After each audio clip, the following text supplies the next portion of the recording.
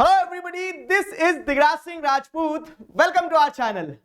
स्वागत है आप सभी का शॉर्ट सीरीज के एक और नए वीडियो में, जिसमें हमारे पास चैप्टर है ज्योग्राफी का चैप्टर वाटर रिसोर्सेस। हाँ जी, प्यारा चैप्टर, छोटा चैप्टर, इसका इतिहास भी बड़ा छोटा है। देखो मैं आपको कहानी बताता हूं। एक 2019 को अगर रेफरेंस लेके चलें, 2019 के पहले चैप्टर आया है एग्जाम में, लेकिन 2019 में चैप्टर आया था, 20 में चैप्टर नहीं आया, 2020 में सिलेबस में नहीं था, 2021 में पेपर ही नहीं हुए, 2022 में ये सिलेबस में नहीं था, फिर 2023 और 2024, ठीक है 24 क्या होता है, ठीक है 2024, तो ये 3 सालों में ये चैप्टर आया है। अगर पिछले 6 साल की अगर बात की जाए तो ठीक है, 6 से ज्यादा में मत जाओ, क्योंकि 6 के पहले तुम तीसरी चौथी कक्षा में थे, तब से अब तक का भी ध्यान कर लोगे तो बहुत है। ठीक, कहानी क्या है? कहानी ये है कि इस चैप्टर से एरिया भी बहुत सॉर्टेड है। अगर मैं आपको भी ओवरव्यू दूंगा तो बताऊंगा कि कहां से सवाल बन के आते हैं।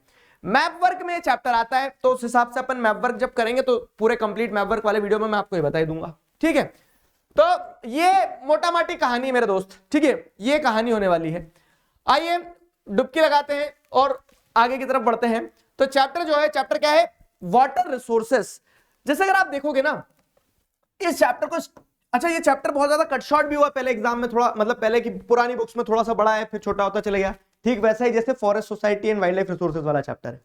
तो इस चैप्टर का अगर ओवरव्यू लें तो वाटर स्कैरसिटी ये टॉपिक आता है। वाटर स्कैरसिटी क्या है और वाटर स्कैरसिटी के कॉजेस क्या हैं। तो जैसे अलग अलग कॉजेस बताए गए। क्वालिटेटिव एस्पेक्ट है वाटर स्कैरसिटी का कि पानी तो है लेकिन अच्छी क्वालिटी में नहीं है। फिर एक क्वांटिटेटिव एस्पेक्ट है कि पानी है ही नहीं। फाइन, तो क्वालिटेटिव क्वांटिटेटिव एस्पेक्ट को बताते हुए अलग अलग कॉजेस बताए हैं। क्या कि पोल्यूशन के कारण पानी खराब हो रहा है, अर्बनाइजेशन के कारण खराब हो रहा है, इंडस्ट्रीज खराब कर रही है, बढ़ती पॉपुलेशन पानी को क्या कर रही है, खत्म कर दे रही है। तो वो एक qualitative quantitative aspect of water scarcity, मतलब पानी की कमी के कारण बताए। लेकिन क्या सीखा है हमने? इस समस्या पे नहीं मेरे दोस्त, समाधान पे फोकस करो। तो समाधान क्या है? Need for water conservation. ठीक है, नीड फॉर वाटर कंजर्वेशन में यही बताया गया है कि आपको जरूरत है पानी की कंजर्वेशन की और आप कैसे कंजर्व कर सकते हैं, तो जुडिशियस यूज वगैरह ये सारा सब कुछ। और यही टॉपिक के आगे चैप्टर खुलता है। मतलब वाटर स्कैरसिटी है एंड हमें यह समझ में आया कि there is need for water conservation. हमें पानी को कंजर्व करना है। कैसे करोगे? तो मल्टीपर्पज प्रोजेक्ट्स, डैम्स वगैरह बनाए गए और उनसे पानी को कंजर्व किया जाएगा। फ्लो समझ में आया चैप्टर का? तो इतनी चीज बताई गई। फिर अगला टॉपिक ये आता है मल्टीपर्पज रिवर प्रोजेक्ट्स। तो नदियों के ऊपर मल्टीपर्पज के रिवर प्रोजेक्ट्स बनाए गए। मल्टीपल पर्पस के, मल्टीपल पर्पस क्या है कि ऐसे प्रोजेक्ट्स लाए जिससे आप पानी कंजर्व भी कर लो, बिजली भी बना लो, खेतों को भी पानी दे दो, उस पर नेविगेशन भी हो जाएगा, रिक्रिएशनल एक्टिविटीज भी हो जाएगी, फ्लड कंट्रोल भी कर लोगे। हाँ जी, तो एक डैम जो होता है ना, वो एक डैम जब मल्टीपल पर्पसेस को फुलफिल करता है तो उसे integrated water resource management system भी कहा जाता है, उसी को मल्टीपर्पज प्रोजेक्ट भी कहा जाता है। तो हम वही देखते हैं इस चैप्टर में कि डैम क्या है।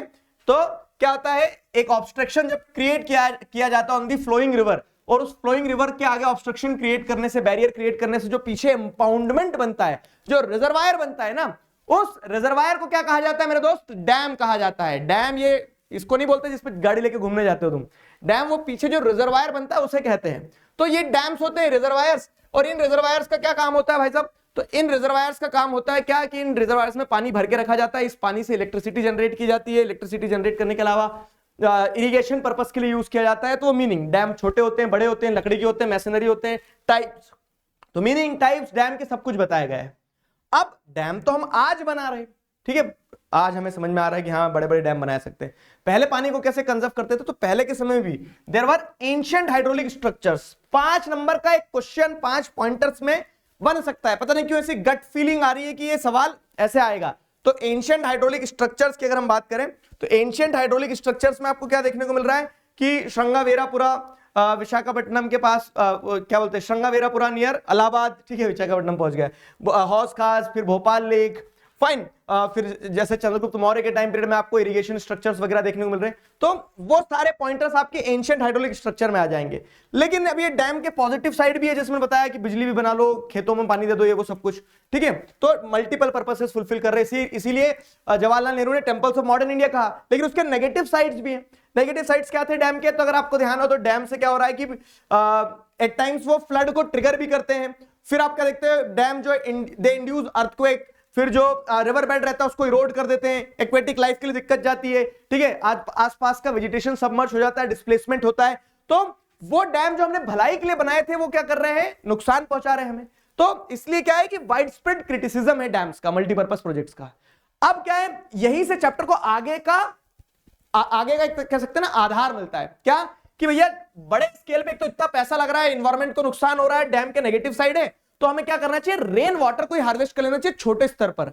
मतलब कि जो बारिश का पानी आ रहा है उसको आप कंजर्व कर लो। तो पुराने समय में बहुत सारे वो थे, जैसे आप देखेंगे तो there were various types of rain water harvesting system, जैसे गुल्स एंड कुल्स पहाड़ों में इनंडेशन चैनल्स डेवलप की जाती बंगाल वाले एरिया में, खादीन सेन जोहाद राजस्थान के रीजन में हो गया, टंका सिस्टम राजस्थान में, और एक prominent rain water harvesting system कौन सा था, roof top rain water harvesting. मतलब कि छत के ऊपर जो पानी गिर रहा है उस पानी को चैनलाइज करके पीवीसी पाइप के थ्रू नीचे लाया जाए, ग्राउंड वाटर को रिचार्ज करने के लिए यूज किया जाए या स्टोर किया जाए, वो रूफटॉप रेन वाटर हार्वेस्टिंग। ठीक है, अब आप देखोगे तो एक स्टेट भी, इंडियन स्टेट, जहां पे रूफटॉप रेन वाटर हार्वेस्टिंग क्या है, कंपलसरी कर दिया है। मुस्कुरा क्या रहे हो, अगर आंसर पता चल गया तो कमेंट सेक्शन में बताना। ठीक है, तो ये पूरे चैप्टर का ओवरव्यू है। अब अगर मैं आपको बताऊं तो चैप्टर में 1 2 3 ब्रॉड टॉपिक है चैप्टर में, है ना। ये 3 ब्रॉड टॉपिक को ही अपने को ध्यान रखना, इनसे ही सवाल आते हैं। इसमें भी थ्योरी आप देखोगे तो मेन थ्योरी ये वाला पार्ट हो जाएगा, और यहाँ पे कॉजेज एंड कंजर्वेशन मेजर्स पे आ जाएगा क्वेश्चन।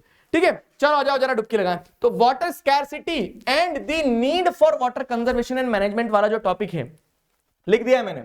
इस टॉपिक से वाटर स्कैरसिटी के क्या रीजन है, ठीक है, क्यों वाटर स्कैरसिटी होती है, अर्बनाइजेशन से कैसे होती है, ग्रोइंग पॉपुलेशन कैसे वाटर स्कैरसिटी का कारण बन रही है। मैं आपको वही बता रहा हूं कि पिछले 6 सालों में से 3 साल तो ये चैप्टर था ही नहीं सिलेबस में, ठीक है, ये छुट्टी पे था। तो आपको क्या है कि सॉर्टेड है कि चैप्टर से पता है कि कौन से एरिया से क्वेश्चन आ रहे हैं। 23-24 का ट्रेंड देखोगे तो वो भी मैं आपको बता रहा हूं, पिछले 2 साल से जो कंटिन्यूसली एग्जाम में सिलेबस में आ रहा है चैप्टर। ठीक है, तो क्या है इस टॉपिक से वाटर स्कैरसिटी के क्या रीजन है और हाउ टू कंजर्व इट पर सब्जेक्टिव क्वेश्चन आ सकते हैं। फॉर योर रेफरेंस ये सैंपल क्वेश्चन मैंने दिए 2019 का ऐसा क्वेश्चन आया। ठीक है, फिर अगर आप देखोगे क्या अगला टॉपिक आ जाओ मल्टीपर्पज रिवर प्रोजेक्ट्स पे and integrated water resource management में। तो उसमें एक छोटे से बॉक्स में एंशिएंट हाइड्रोलिक स्ट्रक्चर दिया है। तो एंशिएंट हाइड्रोलिक स्ट्रक्चर वाला जो 5 पॉइंटर है, सीधा क्वेश्चन सीधा आंसर, है ना। वाली एक चीज रट लेना है अपने को, वाली चीज रट लेना है। उसके अलावा क्या है, ये वाला जो टॉपिक है multipurpose river projects and integrated water resource management, ये ना ये एमसीक्यू के लिए इंपॉर्टेंट है। क्यों? क्योंकि इस चैप्टर से आपको क्या देखना है ना कि कौन से स्टेट में कौन सा डैम लोकेटेड है, कौन सी रिवर पे है, कभी कभी ये पूछ लिया जाता है।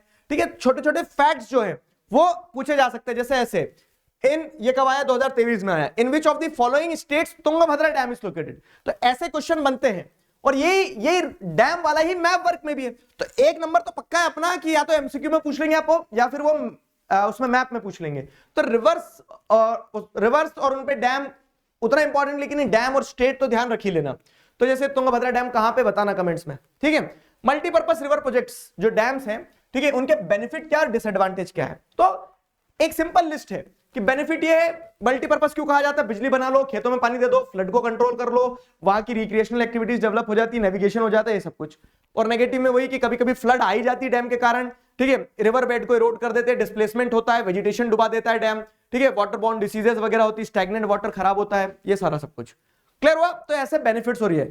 Dams that were constructed to control floods have triggered floods, जिनको फ्लड कंट्रोल करने के लिए बनाया था उन्होंने फ्लड ला दी। क्योंकि जब भारी बारिश होती है तो डैम के गेट खोलना पड़ते हैं, एक तो बारिश और डैम के गेट खोल दिए तो और पानी, तो ऐसे फ्लड भी आ जाता है। ठीक है, मल्टीपर्पज डैम्स जो है तो उनका क्या है, मेनी न्यू सोशल और क्या सकते हैं सोशल प्रोटेस्ट वगैरह का कारण बन रहा है। तो ऐसे ये क्वेश्चन आपको इस टॉपिक से ध्यान रखना है। अब बात करेगा रेन वाटर हार्वेस्टिंग वाले। तो मैंने क्या यूजुअली ऑब्जर्व किया, देखो एमसीक्यू का मैंने बता दिया कि जो फैक्ट्स हैं, जैसे गेंदा थूर के ऊपर एक फैक्ट हो जाएगा, राजस्थान में रूफटॉप टंका सिस्टम प्रैक्टिस किया जाता था, गुल्स एंड कुल्स वगैरह, ये एक छोटे छोटे कॉन्सेप्ट है।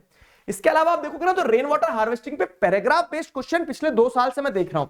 जब से सिलेबस में पैराग्राफ बेस्ड क्वेश्चन वाला सिस्टम आया है तो ऐसे रेन वाटर हार्वेस्टिंग पे पैराग्राफ आ गया और क्वेश्चन आ गया। फाइन, ये ध्यान रखना है आपको। अब अगर बात करें क्या है, तो जो इंपॉर्टेंट टॉपिक है जिनको रट लेना अपने को, प्रैक्टिस क्वेश्चन जो दे रहा हूं मैं आपको। तो ज्योग्राफी में मैंने मनी एंड क्रेडिट में आपको बताया था, कॉस्ट एनालिसिस अगर अपन ने करी थी। ज्योग्राफी में चैप्टर 1 2 3 4 5 6 6 चैप्टर एग्जाम में आ रहे हैं, और 7वां चैप्टर जो है तो वो उसका मैप वर्क आ रहा है। तो ये तो पक्का हमें पता है कि 1 नंबर का मैप वर्क यहां से अपना आ ही रहा है, ठीक है, लेकिन 6 चैप्टर में 20 नंबर है। तो ऐसा होता है कि अनइवन डिस्ट्रीब्यूशन होता है थोड़ा सा, ठीक है, अनइवन डिस्ट्रीब्यूशन होता है तो जैसे थ्योरी में चैप्टर 4 से आने की प्रोबेबिलिटी ज्यादा बन जाती है। ऑब्जेक्टिव में जैसे अगर आप देखोगे तो ऑब्जेक्टिव में 3 से ले लो, 2 से ले लो, इनसे ऑब्जेक्टिव आ जाते हैं। तो थोड़ा सा मतलब ऐसा फिक्स नहीं है, ब्लूप्रिंट नहीं है, मैं आपको ट्रेंड बता रहा हूं। तो यहां पे क्या होता है ना, यहां पे आपको कुछ कुछ चैप्टर को बहुत ज्यादा हैवी नहीं लेना होगा। जैसे ज्योग्राफी में 6 चैप्टर, लेकिन मैंने इकोनॉमिक्स का आपको बताया था कि 2 चैप्टर से फोकस तरीके से अपन कर सकते हैं। ठीक है, तो वो थोड़ा सा एनालिसिस मैं साथ साथ में करवाते चलूंगा। तो इतने जितने टॉपिक बताए इनको शॉर्ट कर लेना कि ये आएंगे मतलब आएंगे। अब जो इंपॉर्टेंट क्वेश्चन है, तो जैसे वाटर स्कैरसिटी, उसके मेन कॉजेस क्या हो गए, एंशिएंट हाइड्रोलिक स्ट्रक्चर पे क्वेश्चन बन जाते हैं, 5 पॉइंट सीधे सीधे हो गए। ठीक है, मल्टीपर्पज प्रोजेक्ट्स के इंपॉर्टेंस क्या है, ठीक है, रेन वाटर हार्वेस्टिंग सिस्टम जो अलग अलग तरह के होते हैं, गुल्स एंड कुल्स हो गए, खादिन्स जोहाद हो गए, वो तो ये सारे मोटा माटी जो क्वेश्चन इस चैप्टर से आपको पता होना चाहिए वो मैंने क्वेश्चन एंड आंसर दे दिए, इन्हें रट लेना। ठीक है, पीडीएफ टेलीग्राम पे मिल जाएगी। अपन नेक्स्ट वीडियो में फिर वापस मिलेंगे अगले चैप्टर के साथ। तब तक क्या करना है, तब तक मुस्कुराते रहना है, साथ मिलकर प्रिपरेशन करना है। और जो आपका सवाल था क्या होगा मैराथन का, तो मैराथन आएगी, और मतलब जैसे था ना मेरे करण अर्जुन आएंगे, तो वैसे ही सोशल साइंस की मैराथन आएगी और हम उसमें धूम मचाने वाले हैं। ठीक है, तो आपको बस क्या करना है, सिट बैक एंड रिलैक्स। क्यों, let me drive your car, तो मैं तुम्हारी गाड़ी चला दूंगा पूरी। तो सोशल साइंस की चिंता से मुक्त हो जाओ, बस फोकस ये करो, जो बताते चल रहा हूं उसे करते चलना। ठीक है, साथ मिलकर क्या बोलते हैं अपन, together we can and we will. Thank you very much.